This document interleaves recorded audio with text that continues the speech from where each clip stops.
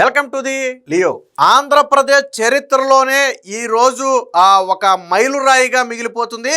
ఆంధ్రప్రదేశ్ ప్రభుత్వం కుదుర్చుకున్నటువంటి ఒక చారిత్రాత్మక ఒప్పందం భవిష్యత్తులో ఆంధ్రప్రదేశ్ రూపురేఖలు మారుస్తుంది అనడంలో ఎటువంటి సందేహం లేదు. మీకు ఉదాహరణగా చెప్పాలంటే గతంలో చంద్రబాబు గారు మైక్రోసాఫ్ట్ని హైదరాబాద్కు తీసుకొచ్చిన తర్వాత ఇప్పుడు హైదరాబాద్ రూపురేఖలు ఏ విధంగా మారిపోయాయో మనందరం చూసాం. సో నాడు హైదరాబాద్కి మైక్రోసాఫ్ట్ తీసుకొస్తే నేడు ఆంధ్రప్రదేశ్ విశాఖపట్నానికి గూగుల్ డేటా సెంటర్ని అయితే తీసుకురాబోతున్నారు. విషయం ఏంటంటే యుఎస్ఏ వెలుపల గూగుల్ పెట్టబోయే అతి పెద్ద పెట్టుబడి మన ఆంధ్రప్రదేశ్లోనే కావటం అనేది చిన్న విషయం కాదు. భారతదేశంలో కూడా గూగుల్ పెట్టబోయే అతి పెద్ద పెట్టుబడి.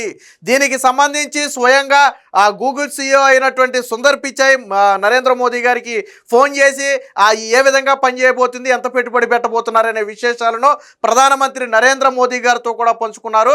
ఇదే సమయంలో ఈరోజు ఢిల్లీలో జరిగినటువంటి కార్యక్రమంలో అటు కేంద్ర మంత్రి నిర్మలా సీతారామన్తో పాటు మరో కేంద్ర మంత్రి అశ్విని వైష్ణవ్తో పాటు గూగుల్కు సంబంధించినటువంటి ప్రతినిధులతో పాటు ఆంధ్రప్రదేశ్ నుంచి ముఖ్యమంత్రి చంద్రబాబు గారు అలాగే మంత్రి నారా లోకేష్, సో వీరి సమక్షంలో ఈ ఒప్పందం అయితే జరిగింది. దాదాపుగా $15 బిలియన్ పెట్టుబడి ఆంధ్రప్రదేశ్లో పెట్టబోతున్నారు. $15 బిలియన్ పెట్టుబడి అంటే ఇప్పుడున్నటువంటి అంచనా ప్రకారం దాదాపుగా 126,000 కోట్ల రూపాయలను గూగుల్ అయితే ఆంధ్రప్రదేశ్లో పెట్టుబడిగా పెట్టబోతుంది. గతంలోనే చంద్రబాబు గారు చెప్పారు విశాఖపట్నాన్ని ఆర్టిఫిషియల్ ఇంటెలిజెన్స్ హబ్గా మారుస్తామని చెప్పి గతంలోనే చంద్రబాబు గారు చెప్పారు. సో చెప్పినట్టుగానే ఈరోజు అతి పెద్ద పెట్టుబడిని, అది కూడా ప్రపంచంలోనే మేటిగా ఉన్నటువంటి గూగుల్ లాంటి సంస్థల నుంచి అతిపెద్ద పెట్టుబడిని ఆకర్షించడం అంటే ఆషామాషి వ్యవహారం కాదు.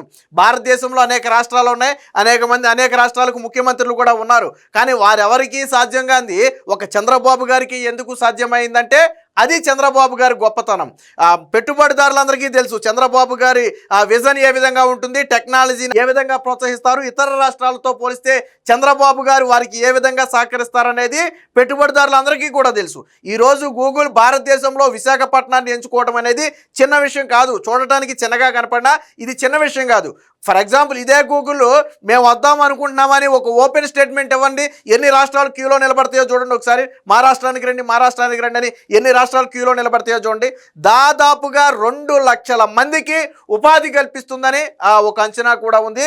దీనికి సంబంధించి ఈరోజు ఉదయమే ఒప్పందం కూడా జరిగింది. సో దీని మీద నరేంద్ర మోదీ గారు కూడా హర్షం వ్యక్తం చేశారు. ఏదైతే సుందర్ పిచాయ్ ఇలా నేను నరేంద్ర మోదీ గారితో ఫోన్ చేసి మాట్లాడాను అని సోషల్ మీడియా వేదికగా ప్రకటించారు, దానికి నరేంద్ర మోదీ గారు కూడా స్పందించారు.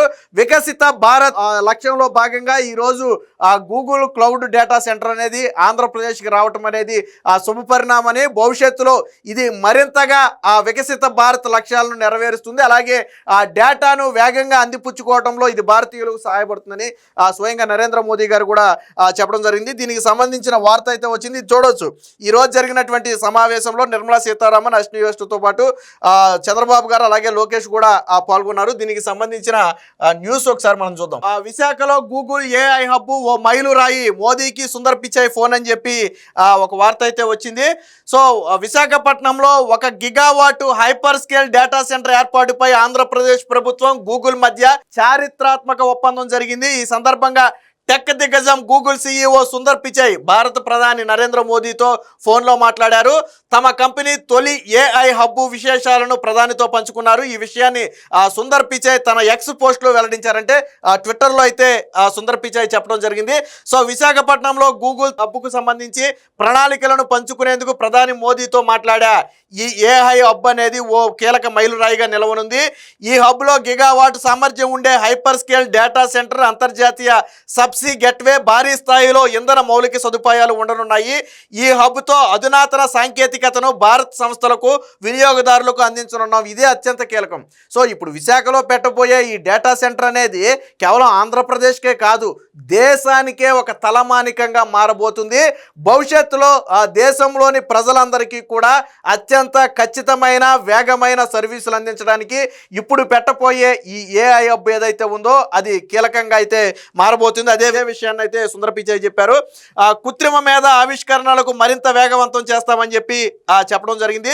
సో ఎప్పుడైతే సుందర్ పిచాయ్ నరేంద్ర మోదీ గారితో మాట్లాడానని సోషల్ మీడియాలో ప్రకటించారో దానికి నరేంద్ర మోదీ గారు కూడా స్పందించారు. ఒకసారి చూద్దాం. విశాఖలో గూగుల్ ఏఐ హబ్ ఏర్పాటు, పిచాయ్ పోస్ట్ కు మోదీ రిప్లై అని చెప్పి వచ్చింది చూడండి.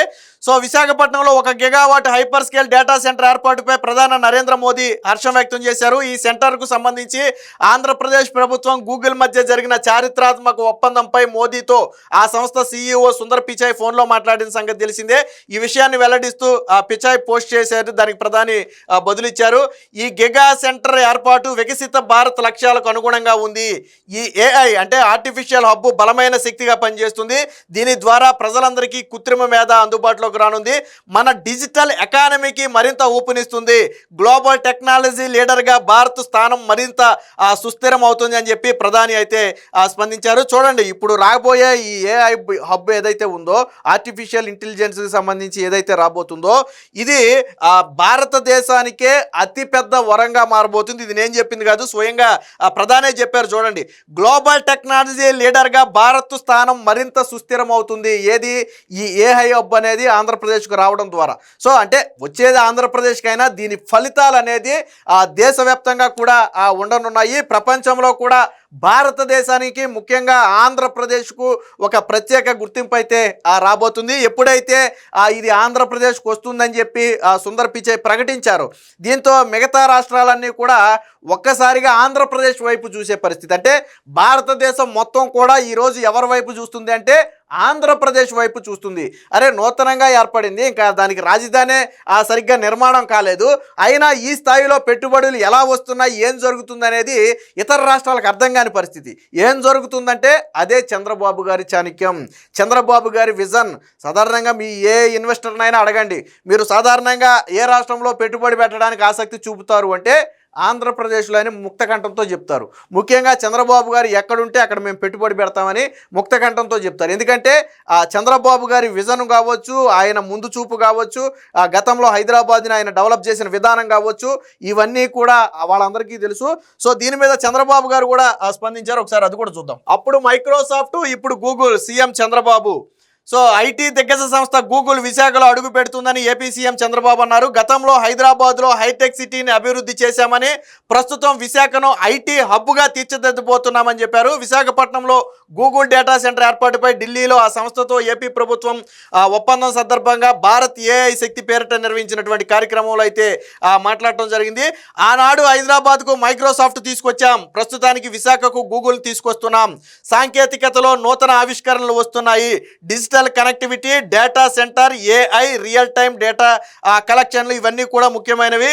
సాంకేతికత అందిపుచ్చుకోవడంలో ఏపీ ముందుంటుంది. 2047 నాటికి వికసిత భారత్ మనందరి లక్ష్యం. హార్డ్ వర్క్ కాదు, స్మార్ట్ వర్క్ నినాదం తీసుకొచ్చాం. 5 ఏళ్లలో గూగుల్ $15 బిలియన్ ఖర్చు పెడతామనడం సంతోషకరం అని చెప్పి, అంటే చంద్రబాబు గారు ఒక పోలిక తీసుకొచ్చారు. ఇప్పుడు ఈ పోలికే ఆంధ్రప్రదేశ్ రూపురేఖలు మారుస్తుంది అంటలో సందేహం లేదు. గతంలో మైక్రోసాఫ్ట్ హైదరాబాద్కు వచ్చిన తర్వాత హైదరాబాద్ చరిత్ర లేదా అప్పుడు ఉమ్మడి ఆంధ్రప్రదేశ్ చరిత్ర ఏ విధంగా మారిపోయింది, ఈరోజు హైదరాబాద్ ఈ స్థాయిలో ఉందంటే ప్రధాన కారణం ఏంటనేది అందరికీ తెలుసు.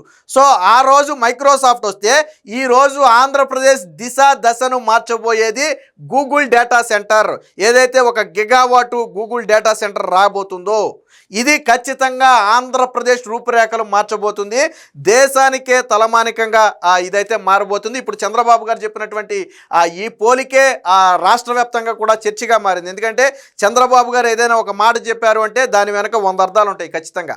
ఎందుకంటే ఆయన అన్ని ఆలోచించి ఆ రోజు మైక్రోసాఫ్ట్ తెచ్చినప్పుడు కూడా ఆ కంప్యూటర్ కూడి పెడుతుందని విమర్శించారు. ఇది స్వయంగా చంద్రబాబు గారే చెప్తారు.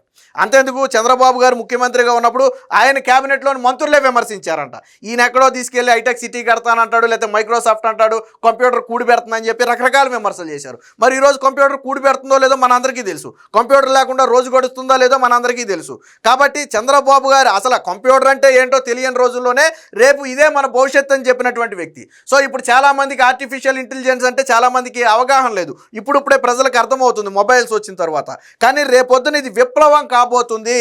ప్రపంచంలోనే ఆర్టిఫిషియల్ ఇంటెలిజెన్స్ కావచ్చు, ఆ గూగుల్ డేటా సెంటర్ కావచ్చు, ఇవన్నీ కూడా అతిపెద్ద విప్లవంగా మారబోతున్నాయి. ఆ విప్లవాన్ని మొదటిగా గుర్తించారు కాబట్టే ఆంధ్రప్రదేశ్ను ఏఐ హబ్బుగా మారుస్తామని చంద్రబాబు గారు చెప్పారు. చెప్పిన మాట కట్టుబడి ఈరోజు అతిపెద్ద పెట్టుబడిని, వాస్తవానికి గూగుల్ బయట దేశంలో అమెరికాలో కాకుండా బయట పెట్టినటువంటి అతిపెద్ద పెట్టుబడి ఆంధ్రప్రదేశ్లోనే.